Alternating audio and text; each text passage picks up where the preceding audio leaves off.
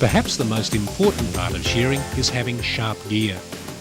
Blunt cutting equipment leads to heat buildup and slower shearing. A handpiece running with sharp cutters and combs will not get hot. This video will show the step-by-step technique for getting the most out of your Heiniger cutters and combs. Before we can do any sharpening, we need to set up the Heiniger discs and the double-sided clamp plate. Using the grinder spanner, undo the clamp plate bolt and nut. Separate the clamp, discs, bolt, nut and the two washers.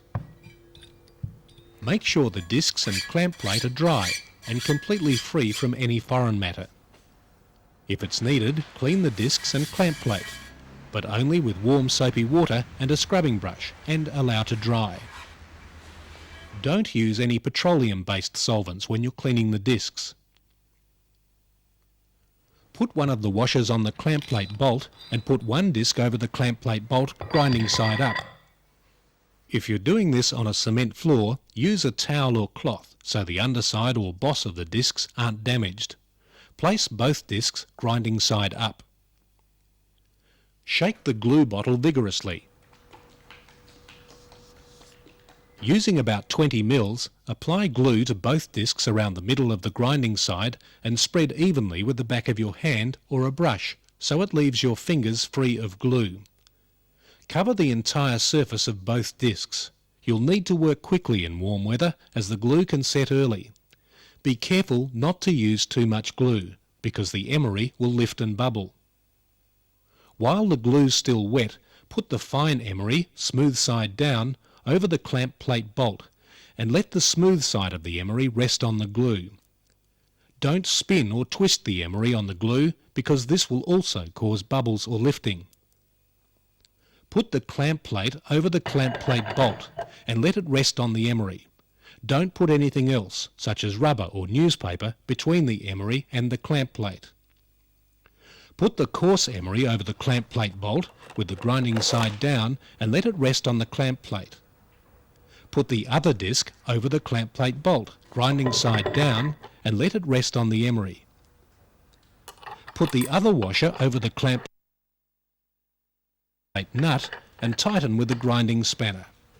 Don't hit the spanner with another object, only use your hands to tighten. If emeries are square, you'll need to trim the excess around the clamp plate. Allow to set for a minimum of an hour before separating discs, and allow to dry completely for at least another hour.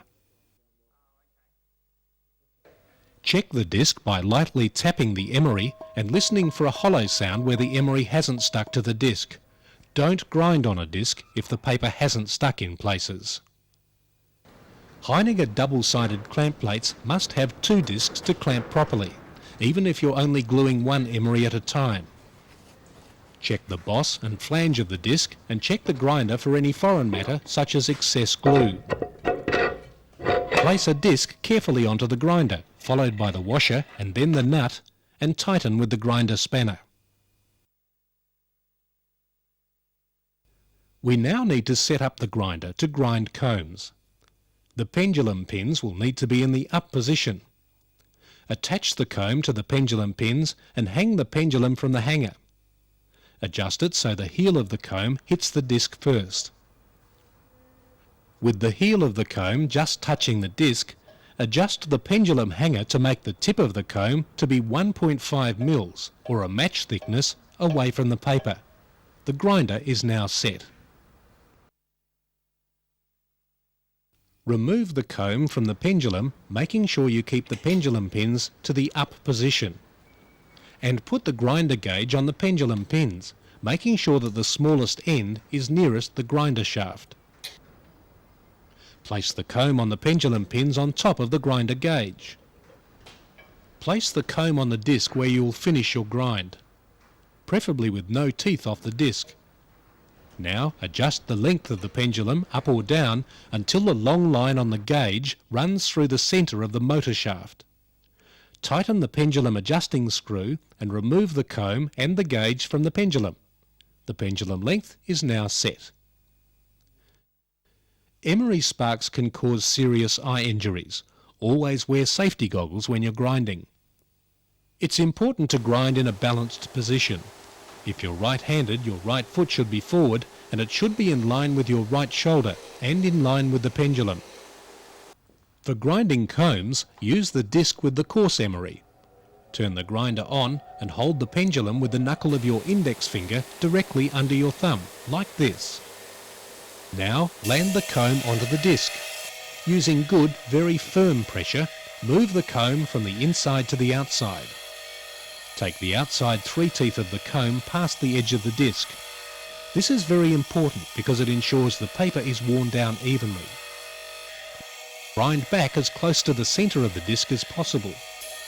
On a Heiniger grinder, grind until you hit the washer. It's very important to use all the emery. Now move from the inside of the disc to the outside without taking any teeth off the disc on the last stroke. This last stroke is important.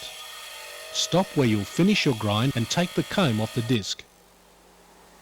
If there's insufficient pressure on the emery, you'll get an uneven distribution of sparks like this. You must apply enough pressure to ensure a good even shower of sparks. With a good light, look carefully at the cutting edges of the teeth and make sure there aren't any shiny or silver lines on the cutting edges of the teeth once you've ground. Light will shine on a rounded or blunt surface but won't shine on a sharp edge.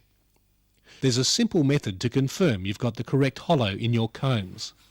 With no downward pressure, using the weight of the combs only, very lightly rub the comb on a fine Heiniger silicon carbide stone backwards and forwards several times. In a good light, you'll be able to see that the stone has made contact evenly. If in doubt, grind again. Now we'll look at grinding cutters. Remember, for grinding cutters, use the fine emery, and pendulum pins are in the down position. Fit the cutter to the pendulum and adjust the hook in until it sits flat on the whole face of the disc. The grinder's now set.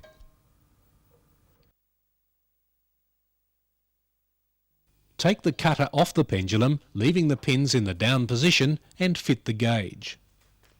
Put the grinder gauge on the pendulum pins and make sure that the smallest end is nearest the grinder shaft.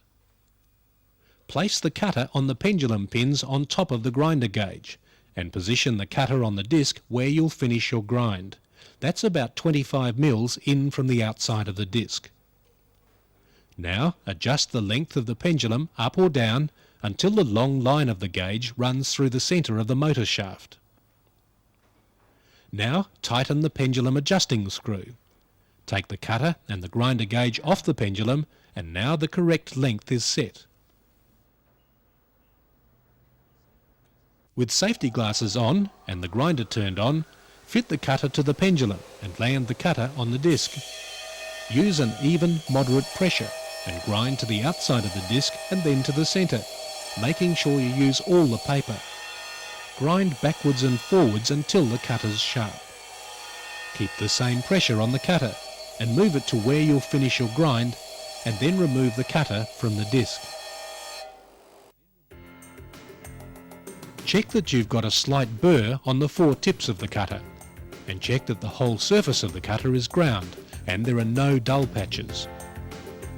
Just as with your combs, you can repeat the Heiniger stone test by very lightly rubbing the cutter backwards and forwards several times. In a good light, you'll be able to see that the stone has made contact evenly.